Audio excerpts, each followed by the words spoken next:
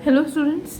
तो अब हम लोग अपने प्रीवियस कॉन्सेप्ट्स को, प्रीवियस टॉपिक को आगे बढ़ाते हुए चलते हैं, जहां हमने क्लास में डिस्कस किया था कि कौन कौन से सेक्शन में टॉपिक्स आते हैं, कौन कौन से पॉइंट होते हैं। मेज़र नहीं होना चाहिए, साउंड माइंड का होना चाहिए, मेज़र होना चाहिए, साउंड माइंड का होना चाहिए और डिस्क्वालिफाइड नहीं होना चाहिए। अब इन तीनों के बारे में हम डिस्कस करेंगे। तो सबसे पहला पार्ट आता है माइनर का। ठीक है, हमें पता है कि माइनर के साथ किया गया किसी भी तरह का कॉन्ट्रैक्ट वैलिड नहीं होता है। कौन होते हैं ये माइनर्स? ये माइनर्स होते हैं वो लोग जो 18 साल से कम उम्र के होते हैं। डेफिनेशन लिखी है, डिफाइन किया है इनको। Minors is a person who has not attained majority और 18 ईयर ऑफ एज, मतलब कि वो इंसान जिसको मेजॉरिटी नहीं मिली है, ना ही वो 18 साल का हुआ है, उस इंसान को हम माइनर की तरह ट्रीट करते हैं। उसके बाद कहता है a person who is not mature enough to understand the effect of contract. ज़रूरी नहीं है कि हर 18 साल से ऊपर के इंसान को हम मेज़र की तरह ट्रीट करें। मेज़र बनने के लिए आप मैच्योर्ड होने चाहिए। मैच्योर्ड होने का क्या मतलब है? जिस चीज़ में आप डील कर रहे हैं या जिस तरह का आप कॉन्ट्रैक्ट कर रहे हैं, एटलीस्ट आपके अंदर इतनी मैच्योरिटी होनी चाहिए कि उससे रिगार्डिंग, कॉन्ट्रैक्ट से रिगार्डिंग जो भी बातें हैं वो आप समझ सके। मतलब कि अंडरस्टैंडिंग आपको उस टॉपिक की, उस कॉन्ट्रैक्ट की होनी चाहिए, तभी आप क्या बनेंगे? मेज़र बनेंगे। नेक्स्ट पॉइंट कहता है a contract with a minor is void एब इनिशियो। इसका क्या मतलब है? कहता है कि माइनर के साथ किया गया किसी भी तरह का कॉन्ट्रैक्ट, किसी भी तरह का कॉन्ट्रैक्ट वॉइड होता है एब इनिशियो के अकॉर्डिंग। एब इनिशियो का मतलब क्या होता है? फ्रॉम द बिगनिंग, मतलब कि स्टार्टिंग से ही, जब से कॉन्ट्रैक्ट किया गया होगा किसी भी माइनर के साथ, तब से वो कॉन्ट्रैक्ट वॉइड हो जाएगा। उसके लिए लॉ में कोई जगह नहीं होगी। सीधी बात, माइनर के साथ कोई भी कॉन्ट्रैक्ट नहीं किया जा सकता। कोई भी कॉन्ट्रैक्ट होगा तो उसे हम वॉइड डिक्लेयर कर देते हैं। कब से? स्टार्टिंग से, मतलब कि बिगनिंग से ही उसे वॉइड डिक्लेयर कर दिया जाता है।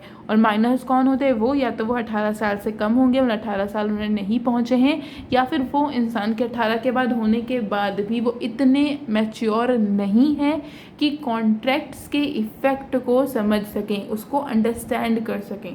ठीक है, ये तो हो गया हमारे माइनर्स का टॉपिक, माइनर्स का मतलब। आगे हम देखेंगे कि पोजीशन क्या होती है, मतलब माइनर के साथ कौन से टर्म्स एंड कौन से सेक्शन एंड कौन सी बातें हैं जो कि हमें यहाँ पे ध्यान रखनी चाहिए। नाउ नेक्स्ट टॉपिक आता है position of a minor.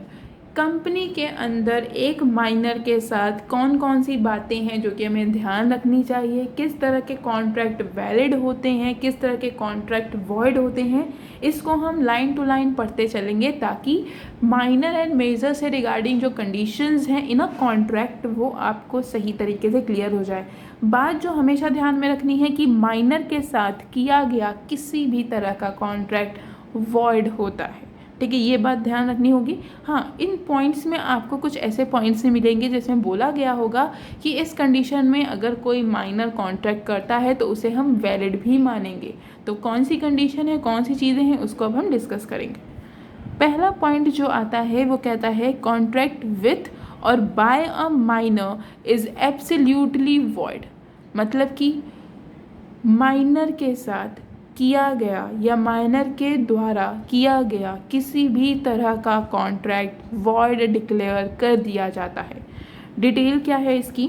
Legally a minor hold no contractual capacity to enter into a contract. Thus, any contract made by or with a minor is void ab initio. If a party contract with or by the minor, the Privy Council held that since an agreement with a minor is void, the mortgage is also void, and it was cancelled, and there was no question of refund. क्या बात बोली गई? सीधी बात, हम legally ये जानते हैं कि माइनर के पास कॉन्ट्रैक्चुअल कैपेसिटी नहीं होती। जैसे अभी हमने आगे की वीडियो में डिस्कस किया था कि कॉन्ट्रैक्चुअल कैपेसिटी में जिस पर्सन के साथ हम डील करने जा रहे हैं वो मेजर होना चाहिए, राइट? तो माइनर के पास कोई कॉन्ट्रैक्चुअल कैपेसिटी नहीं है, जिसकी वजह से उसके साथ हम कॉन्ट्रैक्ट नहीं कर सकते। अगर उसके साथ फिर भी किसी तरह का कॉन्ट्रैक्ट किया जाता है तो स्टार्टिंग से ही वो कॉन्ट्रैक्ट वॉइड की तरह ट्रीट किया जाएगा। उसके बाद भी अगर कोई पार्टी माइनर के साथ कॉन्ट्रैक्ट करती है या माइनर के द्वारा कोई कॉन्ट्रैक्ट किया जाता है, तो जो काउंसिल है, जो हेड काउंसिल है, उस कॉन्ट्रैक्ट को, उस एग्रीमेंट को पूरी तरीके से वॉइड डिक्लेयर कर देती है। अगर उस कॉन्ट्रैक्ट की वजह से आपने कोई चीज़ गिरवी रखी थी या कोई चीज़ मॉर्टगेज पे रखी थी, वो भी वॉइड हो जाएगी और उसके रिटर्न में कोई रिफंड आपको नहीं दिया जाएगा। मतलब कि फॉर एग्ज़ाम्पल आपने किसी माइनर के साथ कॉन्ट्रैक्ट किया एंड उसे 10 लाख रुपीज़ दे दिए हैं, मतलब कि मॉर्टगेज पे रख दिए हैं। लॉ के पास अगर ये बात पहुंचती है, द सुप्रीम काउंसिल के पास ये बात पहुंचती है, तो आपका कॉन्ट्रैक्ट या आपका एग्रीमेंट पूरी, अब उसे हम कॉन्ट्रैक्ट नहीं बोल सकते, सॉरी, वो एग्रीमेंट हम पूरी तरीके से क्या कर देंगे, वॉइड डिक्लेयर कर देंगे। एंड जो ये 10 लाख रुपए आपने माइनर को दिए थे, इसके रिफंड का भी कोई क्वेश्चन वहाँ पे अवेलेबल नहीं होगा, मतलब कि वापस करने का तो कोई सवाल आता ही नहीं है। इसलिए सबसे बेटर है कि माइनर के साथ कोई कॉन्ट्रैक्ट, कोई एग्रीमेंट हमें नहीं करना चाहिए। नेक्स्ट पॉइंट की तरफ चलते हैं, the point number 2। Point number 2 क्या कहता है, minor can be a promisee और बेनिफिशियरी। मतलब कि अभी देखो ऊपर हम क्या पढ़ रहे थे कि माइनर के साथ कोई भी कॉन्ट्रैक्ट अगर हम करते हैं तो पूरी तरह से क्या हो जाएगा, वॉइड हो जाएगा। वहीं नेक्स्ट पॉइंट कहता है कि माइनर एक प्रॉमिसी हो सकता है, यहाँ तक कि माइनर एक बेनिफिशियरी भी हो सकता है। मतलब कि माना कि लॉ माइनर को परमिशन नहीं देती किसी भी तरह का कॉन्ट्रैक्ट करने के लिए, लेकिन अगर किसी कॉन्ट्रैक्ट की वजह से माइनर को कोई बेनिफिट होता है या माइनर को कोई फ़ायदा हो सकता है, उसके कैरियर ऑप्शंस के लिए कोई फ़ायदा हो सकता है, तो उस तरीके का कॉन्ट्रैक्ट वैलिड माना जाता है। डिटेल क्या लिखी गई है, law does not permit a minor to enter into a contract with anyone. Law पूरी तरीके से खारिज करता है, परमिशन नहीं देता कि माइनर किसी भी पर्सन के साथ कोई एग्रीमेंट या कोई कॉन्ट्रैक्ट कर सके। But there is no such provision which debates a minor to become a beneficiary. लेकिन ऐसा लॉ में कोई प्रोविज़न नहीं दिया गया है, कोई सेक्शन नहीं दिया गया है जिसमें माइनर को बेनिफिशियरी बनने से रोका जाए, मतलब प्रॉमिसी बनने से रोका जाए। ऐसा कोई प्रोविज़न आपके लॉ में नहीं दिया गया है। तो ये पॉइंट नंबर 2 था। नेक्स्ट आता है point number 3, that is no ratification.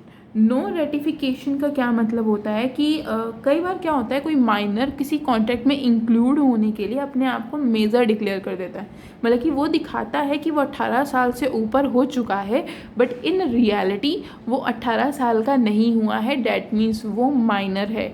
इस केस में भी किसी तरह का कोई बदलाव नहीं किया जाता, ये चीज़ इसमें बोली गई है। नो रेटिफिकेशन क्या बोला गया है डिटेल में, ratification means subsequent acceptance and adoption of an agreement. मतलब कि किसी भी एग्रीमेंट को आपने एडॉप्शन में ले लिया है, अडॉप्ट कर लिया है, अपनी एक्सेप्टेंस दे दी है। If it can not be ratified by the minor on attaining the age of majority. मतलब कि अगर स्टार्टिंग में उसने किसी तरह का कोई कॉन्ट्रैक्ट कर लिया है तो वो अब मेजॉरिटी की एज पर अटेन होने के बाद भी उसे रेटिफाई नहीं कर सकता, उसे सही नहीं कर सकता। Otherwise, it will be set aside the very objective of granting protection to the minor। ये बहुत इंपॉर्टेंट कॉन्सेप्ट होता है माइनर को प्रोटेक्शन देने के लिए। अब देखो मान लो माइनर होते हुए भी उसने अपने आप को दिखाया कि वो 18 साल का है, किसी भी वजह से वो कोई भी केस हो सकता है, किसी कॉन्ट्रैक्ट में इंक्लूड हो जाता है। जब वो किसी भी कॉन्ट्रैक्ट में इंक्लूड हो जाता है तो मेजर बनने के बाद उसमें किसी भी तरीके का वो बदलाव या रेटिफिकेशन नहीं कर सकता है, वो किसी भी टर्म्स एंड कंडीशन को चेंज नहीं कर सकता है जब वो मेजॉरिटी में पहुंच जाएगा। इसीलिए हम माइनर को प्रोटेक्शन देते हैं। अब देखो छोटा बच्चा है, 18 साल से कम उम्र का बच्चा है, वो किसी भी कॉन्ट्रैक्ट में वो फंस जाता है या कोई कॉन्ट्रैक्ट वो साइन कर लेता है, तो अब क्या होगा, जब वो मेजर हो जाएगा, 18 साल से बड़ा हो जाएगा, तब उसे उस चीज़ की रियलिटी पता चलेगी। इसलिए बहुत ज़रूरी है उस माइनर को प्रोटेक्शन प्रोवाइड करना ताकि वो इस तरह की चीज़ों में बिल्कुल भी इंक्लूड ना हो सके। पॉइंट नंबर 4 है आपका compensation. Any benefit received by the minor can not B compensated. अगर किसी कॉन्ट्रैक्ट की वजह से, किसी प्रॉमिस की वजह से जो आपका माइनर है वो कोई बेनिफिट रिसीव कर लेता है, मतलब कि आपने कोई कॉन्ट्रैक्ट किया और उसका फ़ायदा उस माइनर को हो गया है, और आपको नुकसान हुआ, तो ऐसा कोई लॉ नहीं है, कोई प्रोविज़न नहीं है कि आपको कंपनसेशन माइनर के द्वारा किया जाएगा। मतलब कि आपने कोई कॉन्ट्रैक्ट किया, ठीक है, माइनर को उससे फ़ायदा होने लगा, लेकिन आपका एक बहुत बड़ा नुकसान हो गया एंड आपका लॉस हो गया। उस टाइम पे ऐसा नहीं है कि आप जाके उससे कंपनसेशन मांगोगे कि तुम्हारी वजह से हमारा लॉस हुआ एंड देन तुम कंपनसेट करो। माइनर कभी भी आपको कंपनसेट नहीं कर सकता है। एनी बेनिफिट रिसीव, माइनर के द्वारा कोई भी बेनिफिट अगर रिसीव किया गया है तो वो किसी भी प्रकार का कंपनसेशन नहीं दे सकता। Point number 5, minor can played minority when a minor misrepresent his age. अब इसमें क्या बोला गया है आपका, अगर कोई माइनर अपनी एज को मिसरिप्रेजेंट करता है, गलत तरीके से शो करता है, told the other party that he is a major, और वो ये दिखाता है कि मैं मेजर हूँ, मैं बड़ा हो चुका हूँ, मैं 18 साल का हूँ, अगर ऐसा वो कुछ दिखाता है, he can not be held liable to pay back any amount to the party. इसके बावजूद भी वो किसी अदर पार्टी को पैसा वापस करने के लिए लायबल नहीं होगा। मतलब कि माना कि वो 18 साल से कम का है और दूसरी पार्टी को दिखाता है कि मैं 18 साल के ऊपर हूँ एंड आप मेरे साथ कॉन्टैक्ट कर सकते हैं, ऐसी कंडीशन होने के बावजूद भी वो किसी का पैसा पे बैक करने की कंडीशन में नहीं होता। ठीक है, वो लायबल नहीं है कि किसी की भी पार्टी की अमाउंट को वो पे बैक करे, उसको रिटर्न करे। ये आपके 5 पॉइंट्स यहाँ पे हुए। नेक्स्ट पॉइंट आता है, minor can be an agent. Minor एक एजेंट हो सकता है। एजेंट कौन होते हैं? अब देखो, हमें ये तो पता है कि माइनर कोई कॉन्ट्रैक्ट नहीं कर सकता, बट माइनर एक एजेंट हो सकता है। एजेंट क्या होता है? वो किसी से कॉन्ट्रैक्ट नहीं करता, वो लिंक होता है दो पार्टीज़ के बीच में। लेकिन an agent act as a link between the principal and the third party. Therefore a minor can act as an agent between the principal and the third party. अब देखो, माइनर किसी के साथ कॉन्ट्रैक्ट में इंक्लूड नहीं हो सकता, कोई कॉन्ट्रैक्ट नहीं कर सकता, लेकिन दो लोगों के बीच में as an agent, as an third party, as an mediator वो वर्क कर सकता है। ये पॉइंट नंबर 6 कहता है। पॉइंट नंबर 7 में क्या बोला गया है? Contract for necessities of life. अगर कोई माइनर कोई कॉन्ट्रैक्ट करता है और वो सिर्फ इसलिए कॉन्ट्रैक्ट करता है ताकि अपनी ज़रूरतें हैं जीने के लिए, जो उसकी बेसिक नेसेसिटीज़ हैं, उसको कवर करना चाहता है, तो उस कॉन्ट्रैक्ट को कैंसिल नहीं किया जाएगा। इसमें बोला गया है, if a minor is making a contract for financial gain or sale or purchase of property, this type of contract will be considered as, in this case, the minor is competent to contract for the necessities of supplied. अब देखो, अगर कोई party है या कोई minor है जो कि अपनी ज़िंदगी को चलाने के लिए, बेसिक नेसेसिटीज़ को चलाने के लिए, फाइनेंशियल प्रॉब्लम को सॉल्व करने के लिए अगर कोई कॉन्ट्रैक्ट करता है, कोई प्रॉफिट कमाता है या अपनी पर्सनल प्रॉपर्टी को बेचता है या कोई प्रॉपर्टी खरीदता है, उस केस में वो लायबल होगा किसी भी तरह के कॉन्ट्रैक्ट में इंक्लूड होने के लिए। मतलब कि वो कंपिटेंट हो जाएगा, वो कॉन्ट्रैक्ट करने लायक हो जाएगा। किस कंडीशन में? जब वो नेसेसिटी ऑफ लाइफ पे चल रहा होगा, अपनी प्रॉपर्टी को बेचना, अपनी प्रॉपर्टी को ख़रीदना, और ये सब क्यों कर रहा होगा? ताकि वो फाइनेंशियल गेन रिसीव कर सके और अपनी नेसेसिटीज़ को कंप्लीट कर सके। पॉइंट नंबर 7 इसकी परमिशन देता है। पॉइंट नंबर 8 ये क्या कहता है कि minor can not be declare insolvent. किसी भी कंडीशन में माइनर को हम इंसॉल्वेंट डिक्लेयर नहीं कर सकते। ठीक है, मतलब कि हर कंडीशन में आपका जो माइनर रहेगा वो क्या रहेगा? इंसॉल्वेंट नहीं हो सकता। ओके, तो पॉइंट नंबर 8 में हमने क्या देखा कि कोई भी माइनर कभी भी इंसॉल्वेंट डिक्लेयर नहीं हो सकता। डिटेलिंग क्या लिखी गई है? Any contract entered by a minor is void. सीधी बात है, किसी भी तरह के कॉन्ट्रैक्ट में अगर माइनर इंक्लूड होता है तो वो क्या कहलाया जाएगा? आपका वॉइड डिक्लेयर कर दिया जाएगा पूरी तरीके से। Therefore, minor cannot be held liable to pay the debt. Only his property can be held liable that too in case of a procurement of necessity. देखो, सीधी बात बोली गई है कि माइनर के साथ कॉन्ट्रैक्ट करना, किसी भी तरह का कॉन्ट्रैक्ट करना पूरी तरीके से गलत है, पूरी तरीके से वॉइड है। इसलिए अब क्यों ऐसा है? क्योंकि माइनर किसी तरह की लायबिलिटी पे नहीं कर सकता, किसी तरह का डेप्ट पे नहीं कर सकता, लेकिन अगर उसकी कुछ प्रॉपर्टी है, कुछ उसके नाम पे अगर कोई प्रॉपर्टी है, सिर्फ तभी वो लायबल हो सकता है अपनी पेमेंट्स को ड्यू करने में, लेकिन वो भी तब जब बहुत ज़्यादा नेसेसिटी हो जाए, जब बहुत ज़्यादा उसकी ज़रूरत हो जाए। इसीलिए बोला गया है कि माइनर को हम कभी भी इंसॉल्वेंट डिक्लेयर कर ही नहीं सकते। पॉइंट नंबर 9 की हम बात करते हैं। पॉइंट नंबर 9 में कहता है minor as a partner. Minor को हम किस तरीके से डील कर रहे हैं? As a partner. आपने पार्टनरशिप जब पढ़ी थी उसमें भी हमने देखा था कि माइनर को हम एडमिशन दे सकते हैं इन अ पार्टनरशिप। कब दे सकते हैं? जब हमारे सभी पार्टनर, हमारे सभी एडमिनिस्ट्रेशन में जितने भी लोग हैं, अगर वो परमिशन दे देते हैं, एग्जिस्टिंग पार्टनर्स अगर इस बात से एग्री हैं, तभी उन पार्टनर को, मतलब माइनर को हम इंक्लूड कर सकते हैं, उसे एडमिशन दे सकते हैं। नेक्स्ट थिंग जो होती है माइनर के साथ इन अ पार्टनरशिप, वो ये होती है कि वो जब आता है तो वो सिर्फ प्रॉफिट के लिए आता है, लॉस में उसका कोई भी हिस्सा नहीं होता। मतलब कि माइनर कभी भी लॉस बियर नहीं करता, वो सिर्फ और सिर्फ प्रॉफिट लेके जाता है, अपना शेयर ऑफ प्रॉफिट वो रिसीव करता है। इसी के साथ साथ मैनेजेरियल एक्टिविटीज़ में भी उसका कोई पार्टिसिपेशन नहीं होता एज अ माइनर। ठीक है, पॉइंट क्या बोलता है? A minor can be admitted to the benefit of partnership if all the existing partners agree on his admission as a partner. Such a minor partner has the right to share profit of the enterprises but not allowed to participate in the management of the business.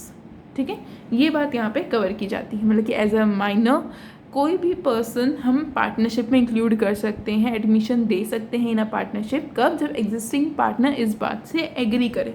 साथ ही साथ उससे profit मिलेगा, loss में उसका कोई हिस्सेदारी नहीं होगी। साथ ही साथ वो किसी भी तरह के मैनेजेरियल एक्टिविटीज़ में इंटरफेरेंस नहीं कर सकता, पार्टिसिपेशन नहीं कर सकता। पॉइंट नंबर 8 कहता है minor as a shareholder and a member of a company. If the article of association permit, a minor can be a member of a company or shareholder of a company, but he is not liable for any calls. अगर article of association कहता है, permission देता है कि किसी भी minor को हम एज अ मेंबर या as a shareholder of a company treat कर सकते हैं, तभी हम उसको अपनी पार्टनरशिप में शेयर्स देंगे। लेकिन उसके लिए किसी भी तरह की कॉल्स नहीं करेंगे, मतलब उससे रिगार्डिंग किसी तरह की हम पैसों की डिमांड उस माइनर से नहीं कर सकते। ये पॉइंट नंबर 10 बोलता है। नेक्स्ट पॉइंट आता है surety of liability for minors. अब देखो, हमें ये तो पता है कि माइनर किसी भी तरह का कोई कॉन्ट्रैक्ट नहीं कर सकता, लेकिन अगर कोई इंसान उस माइनर की गारंटी ले ले, उसके बिहाफ पे काम करे और ये बोले कि अगर कुछ गलत होता है तो सारा का सारा बियर वो पर्सन करेगा जिसने उस माइनर की गारंटी ली थी, तो उसको हम बोलते हैं श्योरिटी लायबिलिटी फॉर माइनर्स। इसने बोला है if a person has agree to a guarantee or to stand surety for a minor, such person would be considered as a principal debtor and would be held liable to pay personally the debt of the minors. ठीक है, मतलब कि अगर किसी तरह की कोई person उस माइनर की गारंटी ले लेता है तो जो भी डेप्ट लिए जाएंगे बाय अ माइनर, उसको रीपेमेंट कौन करेगा? वो इंसान जिसने उसकी गारंटी ली थी। ये पॉइंट नंबर 11 में इंक्लूड होता है। Point number 12 and the last point कहता है कि joint contract by a minor and adult. अब देखो, हम सिर्फ माइनर के साथ किसी तरह का कॉन्ट्रैक्ट नहीं कर सकते, लेकिन माइनर और एक एडल्ट, मतलब एक ऐसा इंसान जो 18 साल से ऊपर है और एक इंसान जो 18 साल से कम है, उन दोनों का जॉइंट कॉन्ट्रैक्ट किया जा सकता है। जैसे कि जॉइंट अकाउंट ओपन किए जाते हैं, उसी तरह से joint contract minor and adult का किया जा सकता है। अब होता है इसके अंदर क्या है, जब पेमेंट की टाइम आता है या जब इन्फोर्समेंट होता है किसी तरीके का कॉन्ट्रैक्ट का, तब माइनर किसी भी तरीके का रीपेमेंट या किसी भी तरह की लायबिलिटी बियर नहीं करता। सारी की सारी लायबिलिटीज़ का बर्डन किसके ऊपर जाता है? आपके एडल्ट के ऊपर पूरा का पूरा लायबिलिटी बर्डन ट्रांसफ़र कर दिया जाता है। तो ये टोटल 12 पॉइंट से कि हम माइनर के तरह किसी भी तरह का अगर कॉन्ट्रैक्ट करते हैं, माइनर के साथ अगर किसी तरह का कॉन्ट्रैक्ट करते हैं, तो उसमें कौन कौन सी बातें हैं जो कि हमें ध्यान देनी चाहिए। नेक्स्ट में हम बात करेंगे आपके अनसाउंड माइंड की, एंड देन हम बात करेंगे डिसक्वालीफाइड पर्सन की। तो आज हमने देखा माइनर्स के बारे में कि माइनर्स कौन होते हैं एंड कौन कौन सी पोजीशंस हैं या क्या टर्म्स हैं जो कि एक माइनर को एक्सेप्ट करने चाहिए।